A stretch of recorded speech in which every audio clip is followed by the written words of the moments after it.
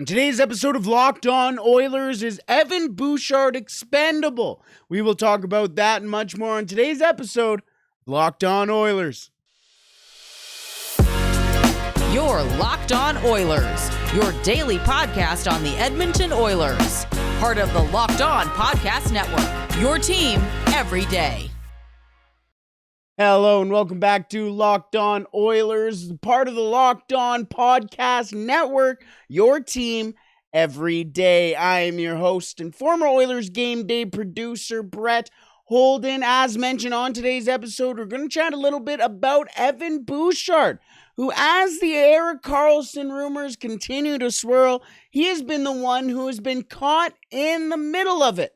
So, is he expendable to the Oilers, and what could make him expendable if there is a trade inbound? We'll talk about that in just a second, but also on today's episode, we're going to talk about a little bit of a rumor roundup for the Oilers with some of the defensemen they are tied to, including one that has some news surrounding him that may land him in Edmonton sooner than people expected. That'll be coming up a little later on. And to wrap up today's episode, the ghost of Oilers past. And this ghost was known as the Human Bakery. There is a little hint for you. It's because everyone was getting turnovers. Either way, thank you so much for making Locked On Oilers your first listen every day. We are free and available wherever you find your podcast. Even the dog next door is excited for today's episode, as it's all about trades and it's all about defensemen.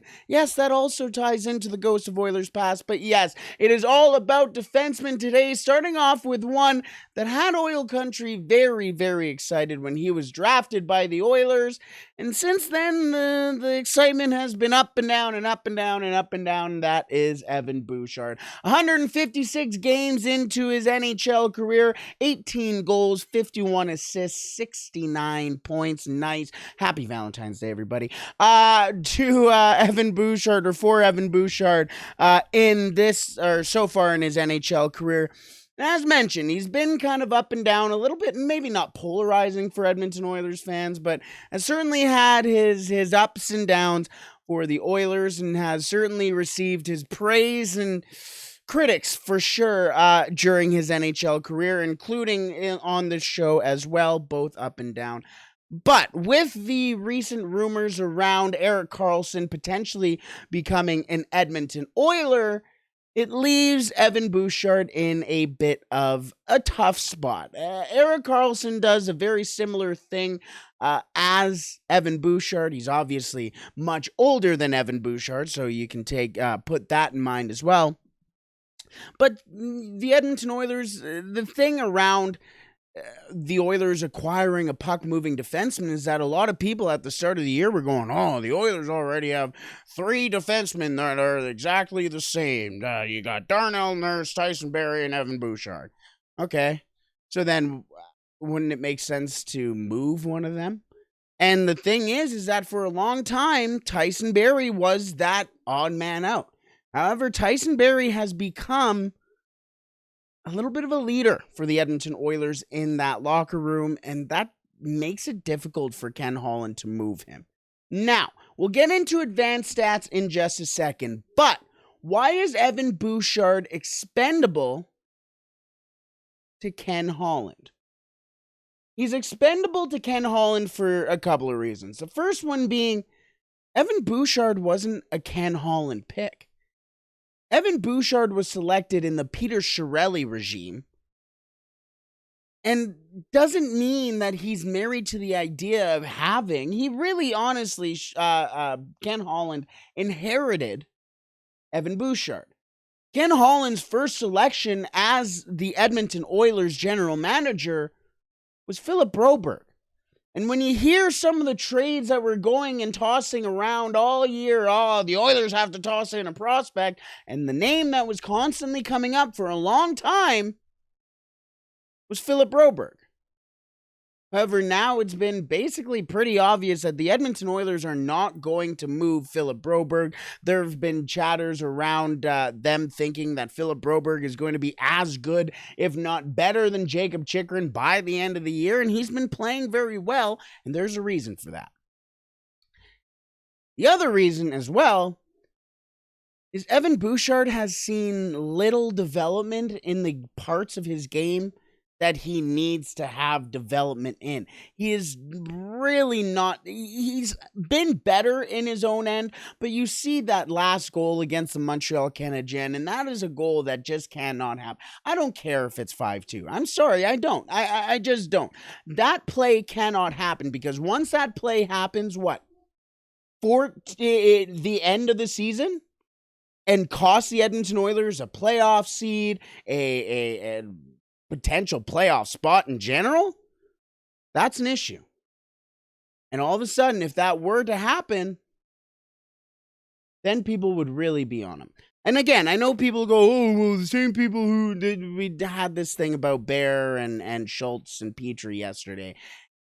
It's a sorry excuse to look into the past. But let's look into this year. And the other thing, too, is that this is the last year of his entry-level contract. The Oilers have to give him a contract for next year, and that's going to look probably around $4.5 million. Would you not rather have Erik Karlsson than, Evan Bouchard?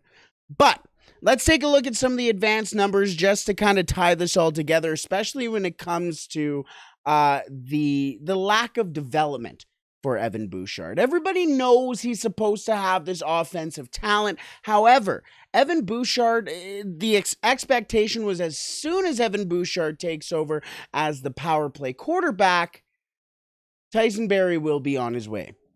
However, that hasn't happened. Evan Bouchard so far this year on the power play is 7th in goals for per 60 minutes, which would put him, as mentioned, 7th, with a 9.49 on the season on the best power play in the NHL.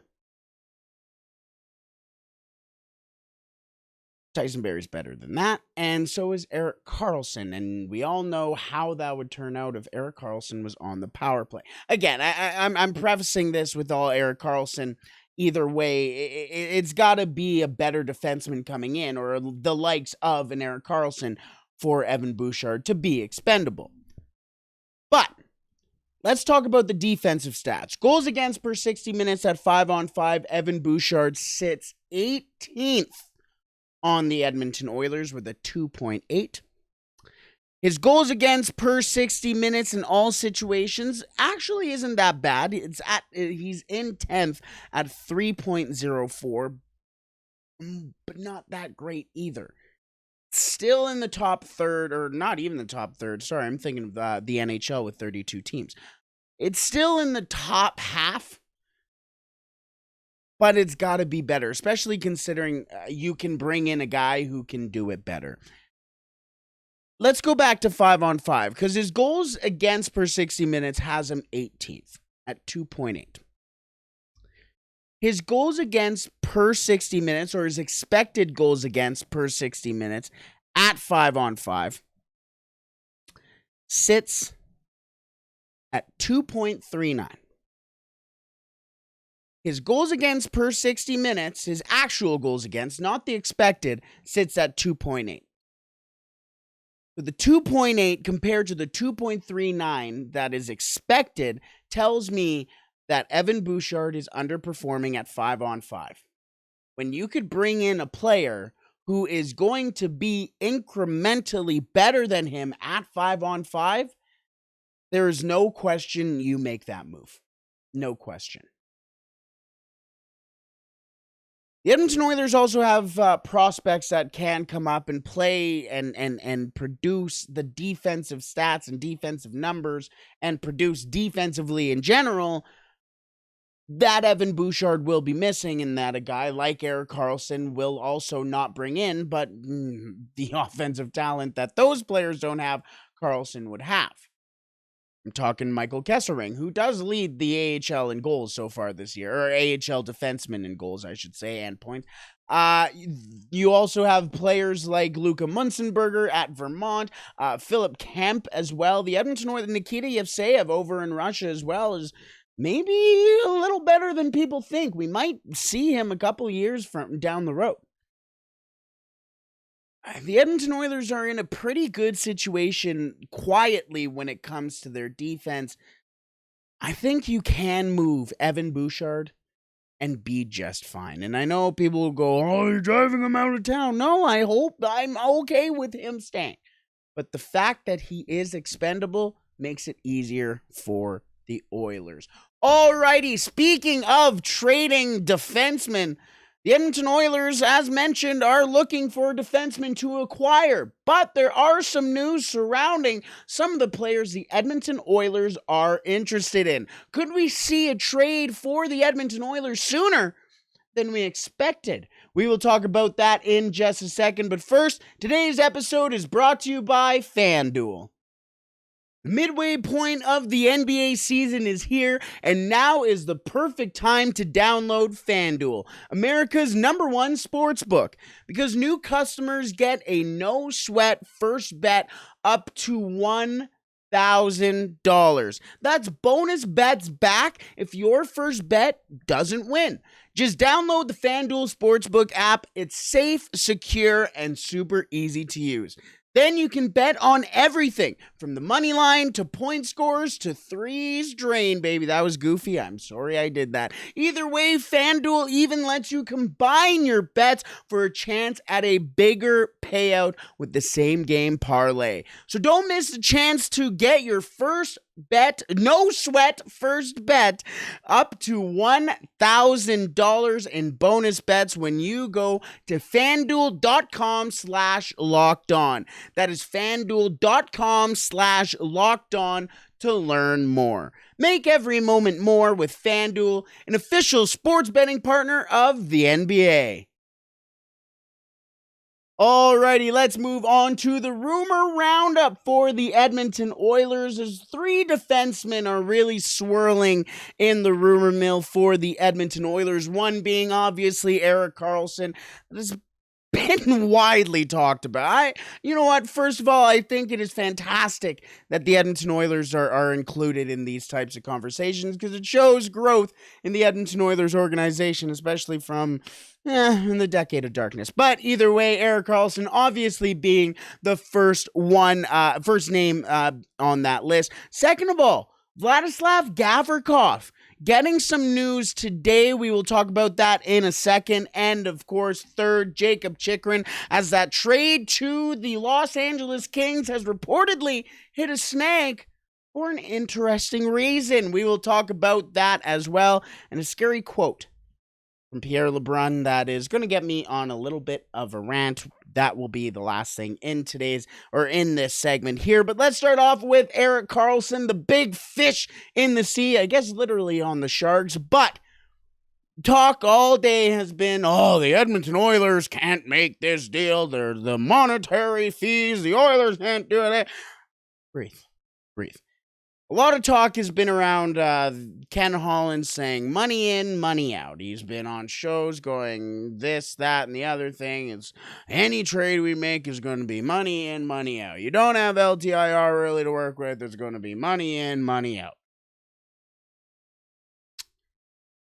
He said that a little while ago.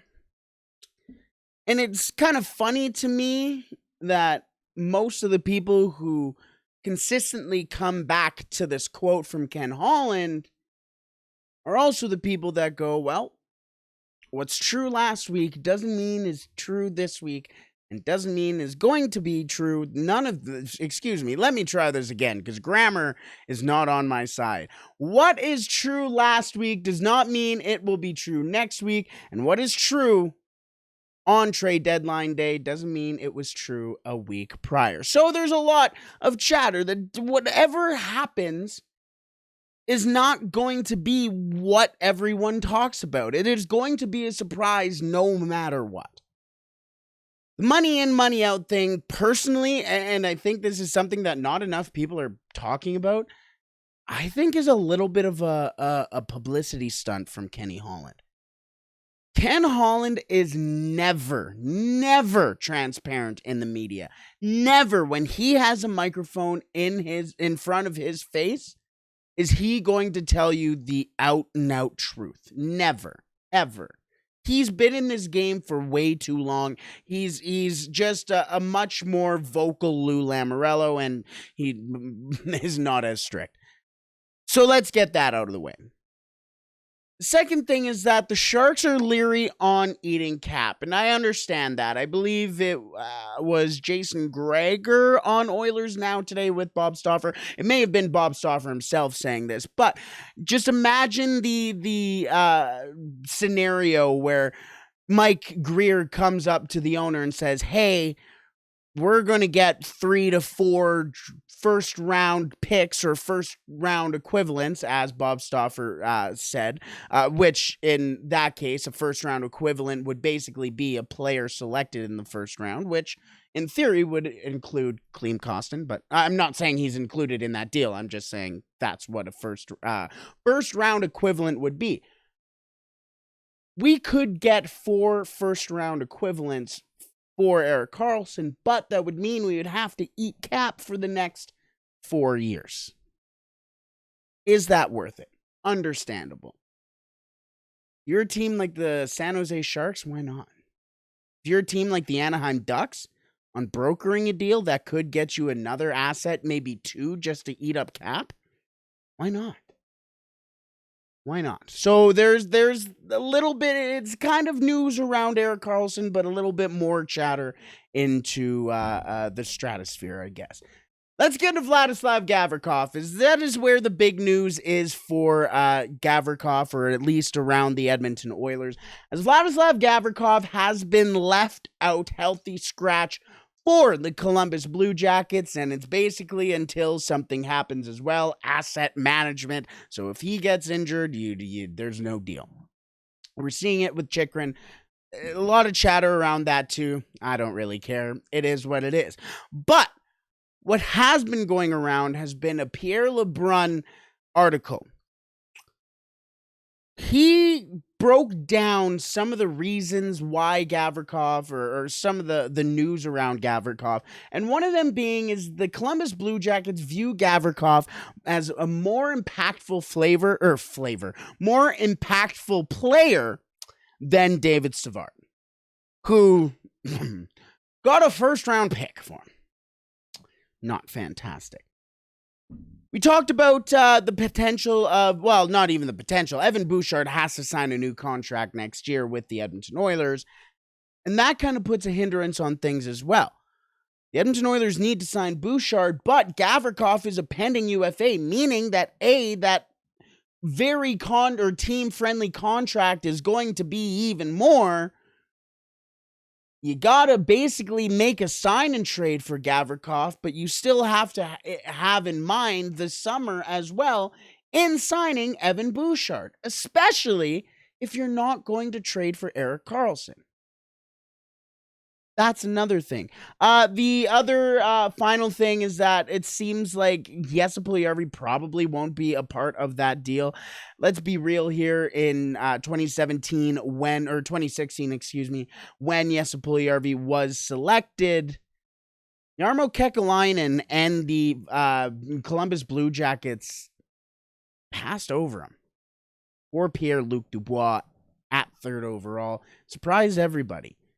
It seems like A, he was obviously right, but B, I don't think he would want him back. So there's a ton of different things. I don't think the price is there for the Oilers. It's not really worth it. It's not the player that Connor and Leon really want. It's not there for the Oilers. So I don't think he will be what the Oilers will get. However, LeBrun did say that he thinks he is the best fit for the Edmonton Oilers. But LeBrun did say one other thing in that article. He said the Edmonton Oilers may do, quote, next to nothing due to their cap situation.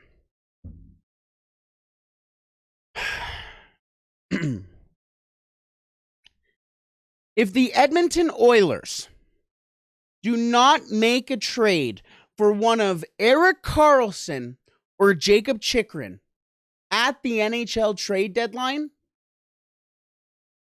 you can say goodbye to Connor McDavid and Leon Draisaitl. If the Edmonton Oilers do not make a trade for Jakob Chychrun or Erik Karlsson at this year's NHL trade deadline, Ken Holland will have proved every single possible thing he could have possibly proven to Connor McDavid and Leon Draisaitl that he is so unserious about winning a Stanley Cup with the Edmonton Oilers that Connor McDavid and Leon Draisaitl, as soon as their contracts are over, are gone.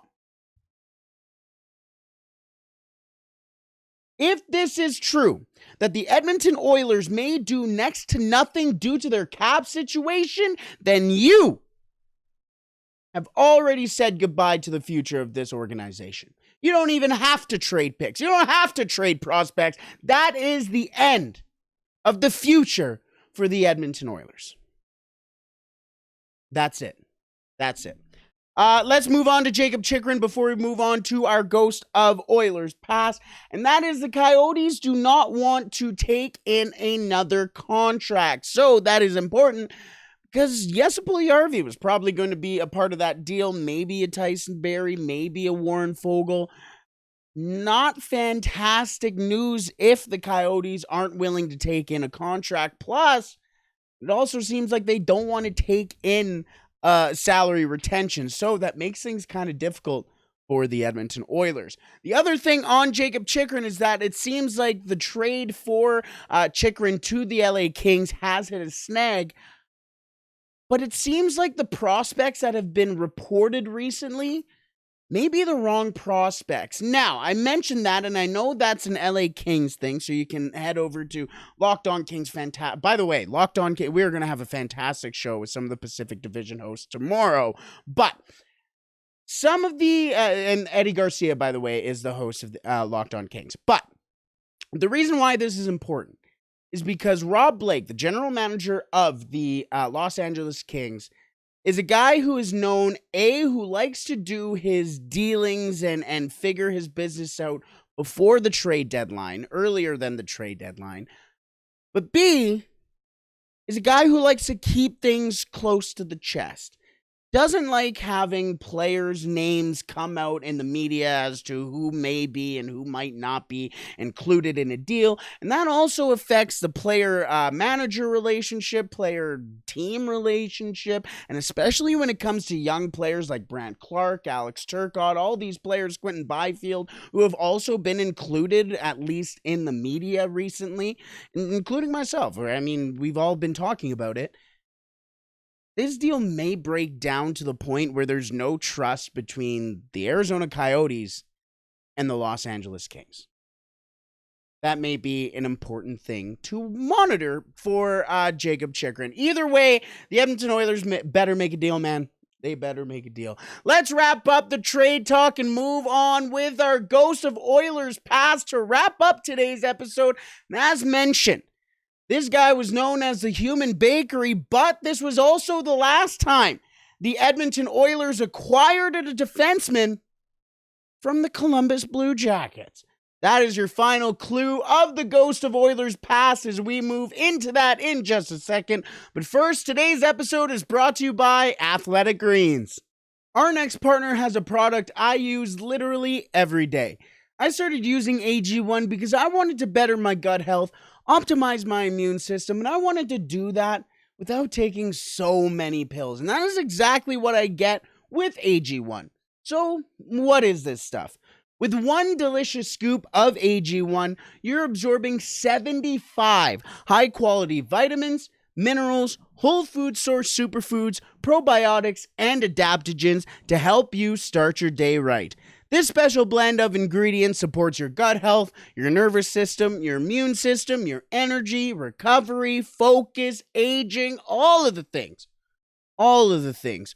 all while still being lifestyle friendly. Whether you eat keto, paleo, vegan, dairy-free, or gluten-free, it is all good for you. Plus, it contains less than 1 gram of sugar, no GMOs, no nasty chemicals or artificial anything, all while still tasting great. Plus, it costs less than $3 a day.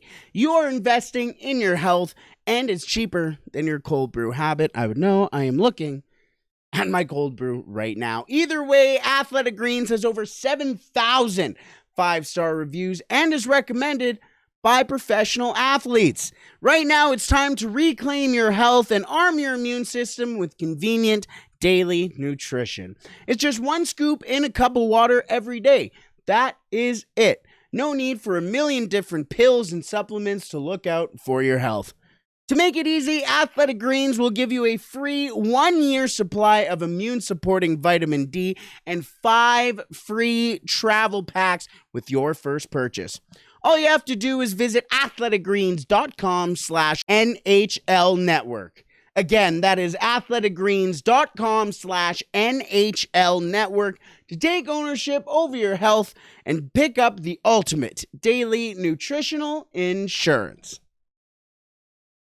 Alrighty, let's wrap up today's episode with the ghost of Oilers past. And this ghost was known for many different reasons, and honestly, none of them positive. This guy was known as the Human Bakery because you get a turnover, you get a turnover, you get a turnover, and was paid a horrendous amount of money to do so, and he only played 53 games for the Edmonton Oilers. He is also the last defenseman the Edmonton Oilers have acquired in a trade from the Columbus Blue Jackets. I almost gave it away right there. I was trying to have a nice little intro, but either way, Nikita Nikitin once again gets in the way of greatness. Yes, today's ghost of Oilers past is Nikita Nikitin, who on June 25th, 2014, the Edmonton Oilers acquired from the Columbus Blue Jackets in exchange for a 2015 fifth-round pick that the Columbus Blue Jackets initially sent to the Edmonton Oilers in exchange for another defenseman named Nick Schultz. Yes, remember Nick Schultz? Remember when the Oilers had 2 Schultzes on the Oilers? Yes, we're going back way back then. But either way, that was a part of a sign and trade. Speaking of sign and trade, oh yeah, you know what? The history is certainly cool here with the Oilers and the Columbus Blue Jackets. Yeah, you know what? The Edmonton Oilers trading for a Blue Jackets defenseman in a sign and trade, that has some good history. The last time they did that was with Nikita Nikitin when they did sign Nikitin to a 2-year, $9 million contract. Now, initially, that doesn't sound too bad. Then you realize Nikita Nikitin was making $4.5 million a year. Only about $350,000 less than Marian Gaborik at the time, and only $1 million less than what Jacob Chychrun is currently making for the Arizona Coyotes. Sorry, had to get that off my chest. But either way, Nikita Nikitin would get into 53 games for the Edmonton Oilers through those 2 seasons, getting 4 goals, 7 assists, 11 points. Now, the thing is that Nikitin was brought in to play defensive hockey. He wasn't good at that. He was not good at that, especially in the NHL. But he did in 2014-2015 accumulate 42 games, 4 goals, all 4 goals as an Edmonton Oiler came in 2014-15, 6 assists, 10 points. And then the following season in 2015-2016, Nikita Nikitin would only appear in 11 games for the Edmonton Oilers. And that is because he would get sent down to Bakersfield that year. Yes, a $4.5 million player was sent down to play 30 games with the Bakersfield Condors. If you ever have anybody give you grief for being an Oilers fan, oh, of course you're an Oilers fan. Of course you're an Oilers fan. You got McDavid, you got Draisaitl, blah, blah, blah. Yeah, we also had to deal with this stuff. So please, never say that again. Either way, that would be the last time Nikita Nikitin would play in the NHL. As for the 2016-2017 season, Nikita Nikitin would fly off into the sunset and head over to Russia as he would go over to Avangard Omsk. Yes, that same team we talked about with Nail Yakupov. He originally signed with Avangard Omsk for the 2016-2017 season, where he scored 3 goals, 3 assists, 9 points in 47 games. Yes, 47 games, 3 goals, 3 assists, 6 points, where in the NHL, in 42 games, he had 4 goals, 6 assists, 10 points. Don't know what that says about the NHL or the KHL. That is very fantastic. Either way, the next season he would sign with, excuse me if I say this wrong, Shakhtar Chelyabinsk. Take a shot, everybody. He would end up playing the next 2 seasons with Shakhtar. 61 games played, 2 goals, 5 assists, 7 points. Yes, somehow in almost 20 more games, he somehow had 1 extra point than what he did with Omsk. Either way, he would end up retiring on that season in 2018-2019, excuse me. And as of August 9th, 2022, Nikita Nikitin is the defensive coach for the Avangard Omsk Academy. Is that who you want teaching your kids defense? I don't know. I just don't know. Either way, it's probably going to be pretty interesting seeing the defensive prospects Avangard Omsk produces over the next 7 to 10 years. Either way, let's wrap up today's episode on that note with the ghost of Oilers past, Nikita Nikitin. Tomorrow, the Edmonton Oilers are back in action against the Detroit Red Wings as the Red Wings visit the Rogers Place. The Oilers playing the Detroit Red Wings tomorrow night in Edmonton. That's going to be a good one. Their second game in 8 days. And the last time they did, Brett Kulak dropped the gloves with Robbie Fabry at the end of the game. We shall see if that type of intensity ratchets itself up again on Wednesday. Either way, let's wrap it up there. I am babbling on. Tomorrow, though, we are going to have an exciting show. Crossover show, okay? But not with one other team. Not with 2 other teams.